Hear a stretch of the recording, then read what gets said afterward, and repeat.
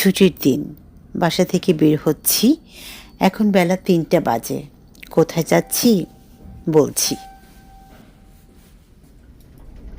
লিফটে উঠতেই একটা কথা মনে হলো, তাই ক্যামেরাটা অনই রাখলাম। অনেকের কাছে শুনেছি লিফটে তারা একা চলাফেরা করতে ভয় পায়, এক ধরনের ফোবিয়া কাজ করে। অ্যাক্সিডেন্ট তো যে কোনো সময় যে কোনো জায়গায় হতেই পারে। আপনার কাঙ্ক্ষিত ফ্লোর অর্থাৎ মাঝপথে যদি লিফট বন্ধ হয়ে যায় তাতে কি আছে, বেল বাটনে প্রেস করবেন, তৎক্ষণাৎ ম্যানেজমেন্ট সমস্যার সমাধান করে দেবে।